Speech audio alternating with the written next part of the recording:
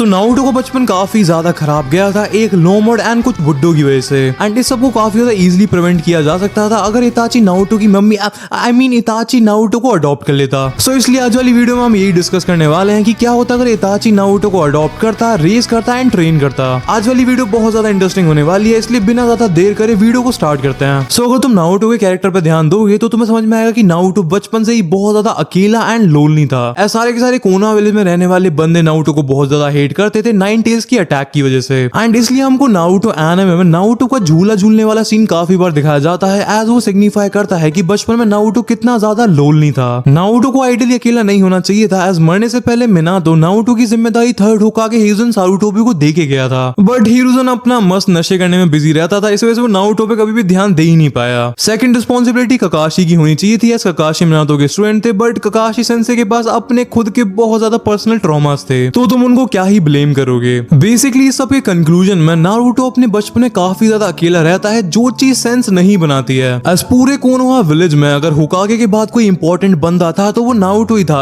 As भाई वो literally सबसे ज्यादा पावरफुल टेल बीस्ट का जिंजूरी है। एज लेट्स से नारुतो अपना मस्त पार्क में घूम रहा है एंड कोई दूसरे विलेज वाले बंदे उसे किडनैप कर लेते हैं एंड या फिर उसे मैनिपुलेट करने की कोशिश करते हैं, तो उन बंदों के पास लिटरली पूरे नारुतो यूनिवर्स का सबसे ज्यादा पावरफुल वेपन आ जाएगा एंड कोनोहा का होकागे अपना मस्त नशे ही करता रह जाएगा। हमको कुछ एपिसोड्स में ककाशी सेंसे को नारुतो का ध्यान रखते हुए दिखाया जाता है एज वो ऑनबू के मेंबर थे। हाँ मैं मानता हूँ हिरुज़न बहुत ज्यादा नशे करता था, नारुतो को बस उतने ही पैसे देता था जितने में वो रामेन खरीद पाए एंड नारुतो का बिल्कुल भी ध्यान नहीं रखता था, बट उसने नारुतो की रिस्पॉन्सिबिलिटी ककाशी सेंसे को दे दी थी जब ककाशी सेंसे ब्लैक ऑनबू के मेंबर हुआ करते थे। बट मैंने आज तुम्हें पहले बताया कि ककाशी सेंसे का पर्सनल ट्रॉमा ही बहुत ज्यादा था, इसलिए हमको नारुतो एंड ककाशी सेंसे का बिल्कुल भी इंटरेक्शन नहीं दिखाया जाता है। इवन नारुतो को ये बिल्कुल भी पता ही नहीं था कि वो छुप छुप के उसका ध्यान भी रख रहा है। इसलिए आज वाली वीडियो में मैं यही चेंज करने वाला हूँ कि इताची ककाशी सेंसे की जगह हिरुज़न के ऑर्डर्स पे नारुतो का ध्यान रखेगा। सो जिससे पहले हम स्टोरी की डिटेल में जाएं, मैं तुमसे एक ही रिक्वेस्ट करना चाहता हूँ कि प्लीज चैनल को सब्सक्राइब कर लो अगर तुम्हें ऐसा ही क्रेजी नारुतो से रिलेटेड कंटेंट देखना है। सो अब कहानी को स्टार्ट करते हैं। हमको directly third great Ninja war के बाद का सीन दिखाया जाता है जब इताची ने जस्ट ब्लैक ऑनबू को ज्वाइन करा ही था। उस टाइम पर किसी भी निंजा को अगर ब्लैक ऑनबू ज्वाइन करना होता था तो उसकी उम्र एटलीस्ट 13 साल से ऊपर होनी चाहिए थी, बट हमारा इताची इतना ज्यादा टैलेंटेड था कि उसके लिए इस वाले रूल को तोड़ दिया जाता है एंड इताची 11 साल की उम्र में ही ब्लैक ऑनबू को ज्वाइन कर लेता है। उस टाइम पर विलेज में हर किसी को इताची के टैलेंट एंड पावर के बारे में पता था एंड एक ऐसा बंदा जिसे इताची के टैलेंट के बारे में नहीं पता होना चाहिए था उसे भी उसके बारे में पता लग गया था, डांजो शिमुरा। डांजो अपना पूरा ट्राई कर रहा था इताची को अपनी सीक्रेट ऑर्गेनाइजेशन रूट में लाने का एंड अपने बेस्ट फ्रेंड शिसुई उचिहा को रूट को ज्वाइन करते हुए देख के फाइनली इताची ने भी रूट को ज्वाइन कर ही लिया था।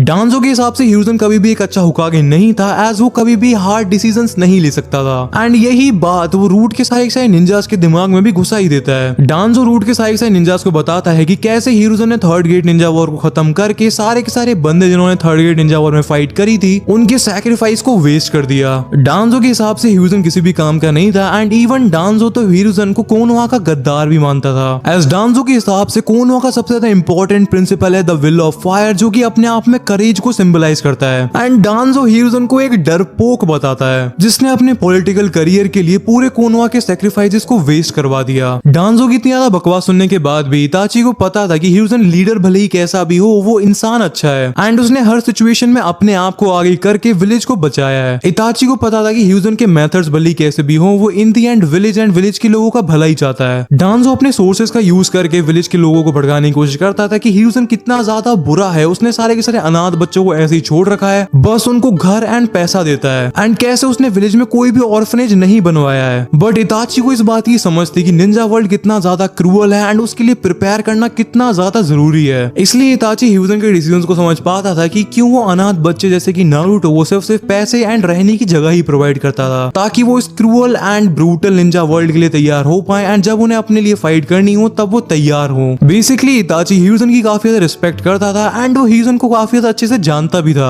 एज अब वो ब्लैक ऑनबू का मेंबर था एंड ऑल्सो उचिहा क्लैन के लीडर का बेटा तो था ही। इसलिए एक दिन इताची जब होकागे ऑफिस में जाता है अपनी एक रिपोर्ट को सबमिट करने के लिए तब हिरुज़न उसको नारुतो के ध्यान रखने के मिशन पर असाइन कर देता है। हिरुज़न के इस डिसीजन के पीछे काफी सारे रीजन थे बट इसके पीछे मेन रीजन था उचिहा क्लैन एंड कोनोहा के बीच में बढ़ती हुई टेंशन। हिरुज़न को पता था कि सारे उचिहा क्लैन के लोग चाहते थे कि फुगाकू होकागे बने बट ऐसा नहीं हुआ एंड मिनातो होकागे बन गया एंड जब 90s के अटैक की वजह से दोनों मिनातो एंड कुशिना मारे गए तब उनकी डेथ एंड 90s के अटैक के पीछे भी उचिहा क्लैन को रिस्पॉन्सिबल ठहरा दिया गया। हिरुज़न को को ये सब समझ में आ रहा था एंड उसको पता चल रहा था कि उचिहा क्लैन के लोगों में बहुत ज्यादा गुस्सा बढ़ता जा रहा है कोनोहा को लेके। इसलिए हिरुzen ये सोच रहा था कि अगर वो एक उचिहा क्लैन के मेंबर को नाइनटेल्स के जिंजुरिकी का प्रोटेक्टर बना देगा तो हो सकता है कि उचिहा क्लैन के लोगों का गुस्सा थोड़ा बहुत कम हो जाए। इताची को नारुतो को प्रोटेक्टर बनाने के पीछे एक और बड़ा रीजन था इताची की कोनोहा की तरफ लॉयल्टी। इताची के ब्लैक ऑनवू में काम करने की वजह से हिरुzen को अच्छे से पता था कि इताची कोनोहा की तरफ कितना ज्यादा लॉयल है। इसलिए अगर इवन उचिहा क्लैन के लोग नारुतो को किडनैप करने की कोशिश करते हैं तो इताची डेफिनेटली उसे बचाएगा। एंड इन्हीं सब रीजन की वजह से हिरुzen एक ऑर्डर पास कर देता है जिससे इताची ऑफिशियली नारुतो का प्रोटेक्टर एंड गार्डियन बन जाता है। डांजो बहुत ज्यादा डेस्परेटली चाहता था कि इताची उसके लिए काम करे, बट इस टाइम पर उसके पास कोनोहा के अंदर इतनी ज्यादा पावर नहीं थी कि वो हिरुzen के ऑर्डर को चैलेंज कर पाए। इसीलिए उसे भी अपने हुकागे का ऑर्डर मानना पड़ता है एंड थोड़े टाइम के लिए इताची का पीछा डांजो से छूट जाता है। एंड कुछ दिन बाद हिरुzen फिर से इताची को अपने ऑफिस में बुलाता है उसे नारुतो एंड इस मिशन के बारे में समझाने के लिए। एंड फिर ऐसे करके हिरुzen और इताची के बीच में कन्वर्सेशन स्टार्ट हो जाती है।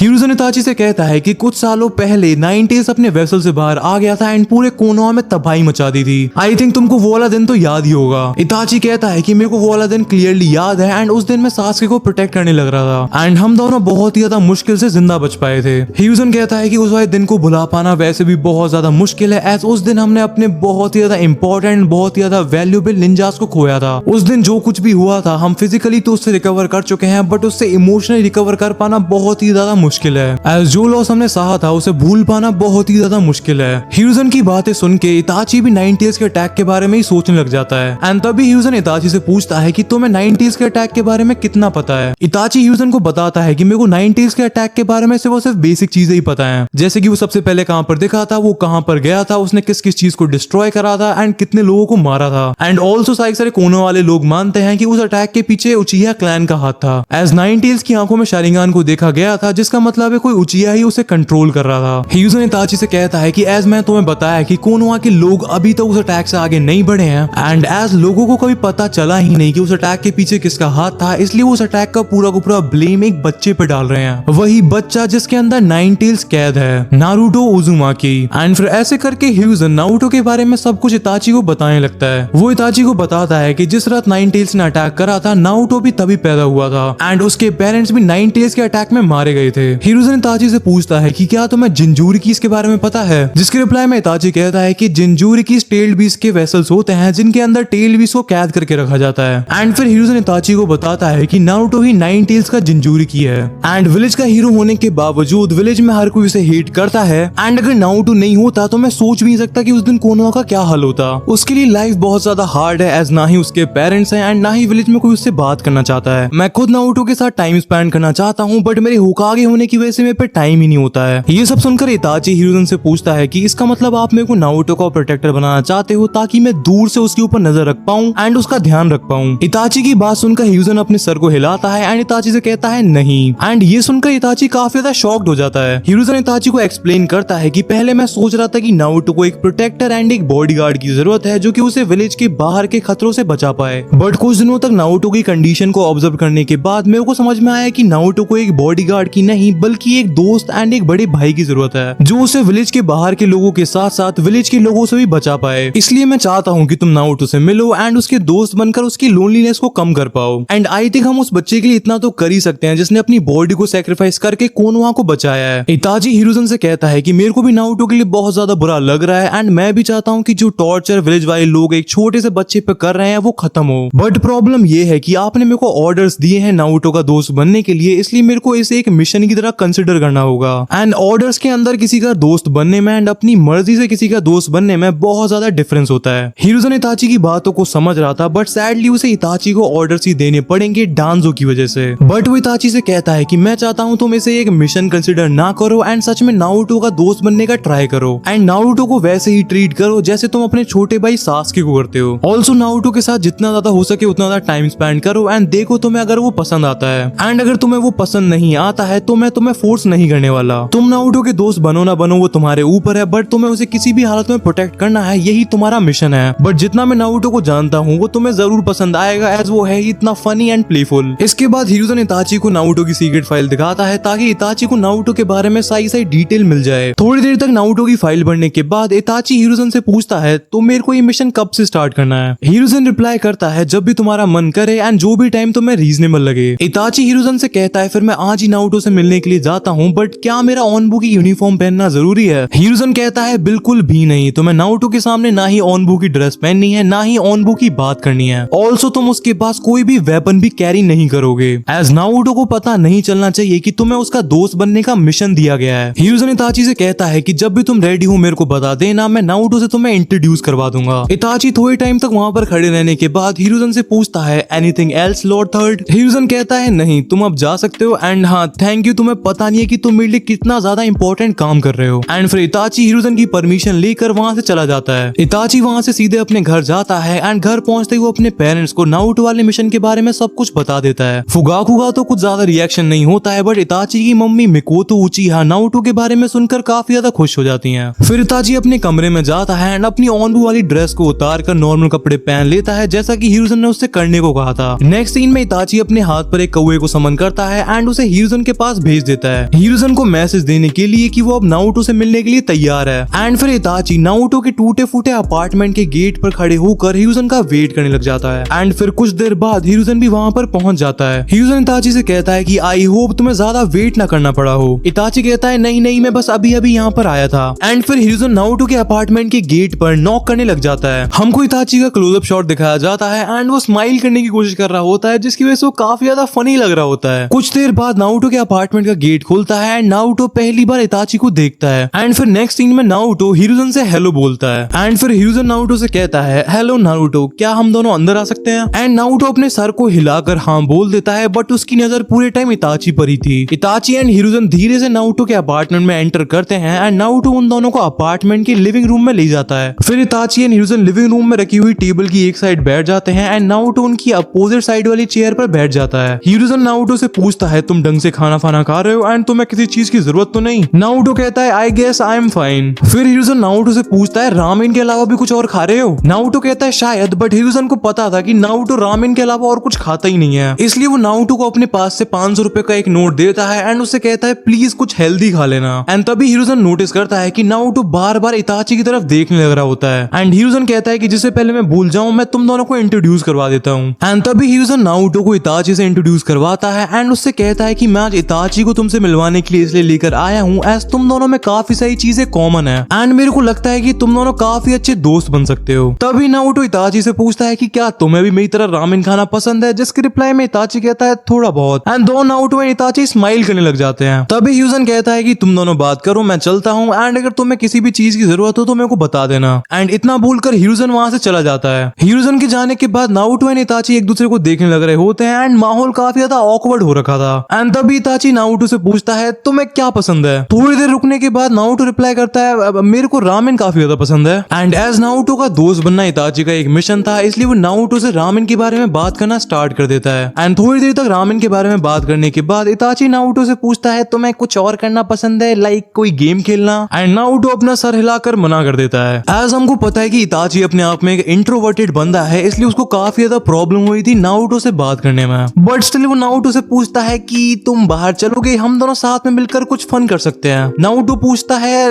Like what? इताची कहता है बाहर जाकर कुछ भी करना, यहाँ खाली बैठे रहने से तो बेटर ही होगा। नारुतो का मन तो नहीं था, बट स्टिल नारुतो इताची के साथ बाहर जाकर घूमी घूमी करने के लिए तैयार हो जाता है। बाहर जाने के बाद इताची नारुतो से कहता है कि हम शॉपिंग करने के लिए जा सकते हैं या फिर कुछ क्रेजी खाने के लिए जा सकते हैं, जो तुम्हारा मन करे। एंड तभी हमको बताया जाता है कि एक्चुअली में इताची नारुतो की वजह से फ्रस्ट्रेटेड नहीं था, वो एक्चुअली में खुद की वजह से फ्रस्ट्रेटेड था। एज ओनबू में उसका पहला मिशन ही एक ऐसा मिशन था जिसमें उसे एक ऐसी चीज करनी पड़ती है जिसमें वो बहुत ज्यादा बुरा था, दोस्त बनाना। इताची नारुतो को एक गिफ्ट शॉप से एक कार्ड वाला गेम दिलवाता है एंड फिर उससे कहता है चलो कुछ खाने के लिए चलते हैं, बताओ क्या खाओगे? नारुतो का जवाब सच में बहुत ज्यादा अनएक्सपेक्टेड होता है, वो कहता है मुझे रामेन खानी है। ये सुनकर इताची काफी ज्यादा अजीब से एक्सप्रेशन बनाने लग जाता है, एज उसे पता ही था कि नारुतो यही कहेगा, बट वो नारुतो को रामेन दिलवाने से मना कर देता है एंड उसे याद दिलाता है कि थर्ड होकागे ने उसे कुछ हेल्दी खाने के लिए कहा था। नारुतो कहता है कि बट थर्ड होकागे यहाँ पर है ही नहीं, तो उनके कहने से क्या ही फर्क पड़ता है। इताची कहता है कि बट वो उनके ऑर्डर्स थे एंड हमें हमारे होकागे के ऑर्डर्स मानने चाहिए। नारुतो कहता है ऑर्डर्स की ऐसी तैसी, मैं तो रामेन ही खाऊंगा। इताची को कुछ भी समझ में नहीं आ रहा होता है, बट तभी उसके दिमाग में एक आइडिया आता है। वो नारुतो से थोड़ा अलग एक साइड में जाता है एंड अपने हाथ पर फिर से एक कौवे को समन कर लेता है। तभी हमको इताची के घर का सीन दिखाया जाता है, जहाँ पर उसी कौवे का एक डुप्लीकेट इताची की मम्मी के पास पहुंच जाता है। एक्चुअली में इताची नारुतो यूनिवर्स का अंबानी है, इस भाई के पास लिटरली अपना खुद का जियो का नेटवर्क है। इताची अपने कौवे को यूज करके अपनी मम्मी से कहता है कि आप डिनर में क्या बना रही हो। हमको ये नहीं बताया जाता कि इताची की मम्मी ने क्या रिप्लाई दिया था, बट इताची अपनी मम्मी से एक्स्ट्रा खाना बनाने को कहता है। इताची अपनी मम्मी से बात खत्म करके नारुतो की साइड मुड़ता है, बट उसे नारुतो दिखाई नहीं देता है। नारुतो वहां से गायब हो चुका था। नारुतो के गायब हो जाने की वजह से इताची बहुत ज्यादा टेंशन में आ जाता है एंड तभी अपने शारिंगान को एक्टिवेट कर लेता है। अपने शारिंगान को यूज करके इताची नारुतो के फुटप्रिंट्स को ढूंढ लेता है एंड उन्हें फॉलो करने लग जाता है। थोड़ा आगे जाकर नारुतो के फुटप्रिंट्स खत्म हो जाते हैं एंड इताची एक दीवार के आगे आकर खड़ा हो चुका था। इताची को कुछ भी समझ में नहीं आ रहा होता है, बट तभी वो नोटिस करता है कि उस दीवार पर भी जूतों के निशान बन रखे थे एंड उन फुटप्रिंट्स को फॉलो करने के लिए इताची बहुत तेजी से एक छत से दूसरी छत पर कूदने लग जाता है एंड फिर फाइनली उसको नारुतो एक घर की छत पर छुपते हुए मिल जाता है। एक्चुअली में ये सब नारुतो का एक प्रैंक था एंड ऐसे करके नारुतो ने अपने असली रंग दिखाना स्टार्ट कर दिया था। इताची नारुतो से कहता है कि तुम भाग क्यों रहे थे, अगर तुम्हें कोई किडनैप कर लेता तो। नारुतो कहता है कि मुझे कोई क्यों ही किडनैप करेगा, अपनी जिंदगी में टेंशन बढ़ाने के लिए। वैसे ये बात सेंस तो बनाती है। इताची फिर नारुतो से पूछता है कि पर तुम भागे क्यों। नारुतो कहता है कि वहां खड़े खड़े मैं बोर हो गया था। इताची यूजुअली सारी सिचुएशंस में काफी ज्यादा शांत एंड काम रहता था, बट नारुतो ने उसको सच में टेंशन में डाल दिया था। नारुतो कहता है कि लाइफ में थ्रिल वाली चीजें करती रहनी चाहिए, ऐसा मैंने माउंटेन ड्यू के एड में सुना था, पियो माउंटेन ड्यू एंड डर की माँ की। इताची कहता है बस बस एंड नारुतो से पूछता है कि तुम्हें ये करने में मजा आया, जिसके रिप्लाई में नारुतो कहता है बिल्कुल। एंड ये सुनकर इताची के चेहरे पर भी एक छोटी सी स्माइल आ जाती है एंड वो नारुतो से कहता है फिर तो हमें किसी दिन पकड़म पकड़ाई खेलनी चाहिए, बट अभी के लिए तुम मेरे घर चलो, मैंने अपनी मम्मी से बोलकर तुम्हारे लिए बहुत ज्यादा स्पेशल खाना बनवाया है एंड मैं मजाक नहीं कर रहा, मेरी मम्मी बहुत ज्यादा टेस्टी खाना बनाती है। इताची नोटिस करता है कि नारुतो बहुत ज्यादा हेजिटेट कर रहा होता है एंड फिर वो इताची से कहता है कि मेरे को घर का खाना खाने की उतनी ज्यादा आदत नहीं है। इताची रिप्लाई करता है आदत डाल लो फिर, एंड वैसे भी गेम खेलकर तुम्हें भूख लगने लग गई होगी। नारुतो कहता है कि हम इसे गेम कंसीडर कर सकते हैं, जब तक मैं ढंग से छुपा भी नहीं था तब तक आपने मेरे को ऑलरेडी ढूंढ लिया था। इताची और इंसिस्ट करता है, नारुतो से रिक्वेस्ट करता है उसके घर पर चलने के लिए एंड नारुतो इताची की रिक्वेस्ट को मना नहीं कर पाता है एंड उसके साथ चलने के लिए मान जाता है एंड फिर दोनों इताची और नारुतो मिलके उचिया कंपाउंड के लिए निकल जाते हैं। सो आज के एपिसोड में इतना ही रखते हैं। नेक्स्ट वाले एपिसोड में तुम्हें नारुतो, सासुके, फुगाको, इताची साथ में देखने को मिलेंगे एंड काफी सारे इमोशनल मोमेंट्स भी। इसलिए अगर तुम चाहते हो कि मैं इस वाली सीरीज को कंटिन्यू करूं एंड इसके एपिसोड जल्दी जल्दी लाऊं तो अभी के अभी इस वीडियो को लाइक कर दो एंड चैनल को सब्सक्राइब कर लो। एंड अगर तुम्हें जानना है कि क्या होता अगर नारुतो एक उचिया होता तो तुम्हारी स्क्रीन पर एक वीडियो आ रही होगी, तुम उसे क्लिक करके देख सकते हो।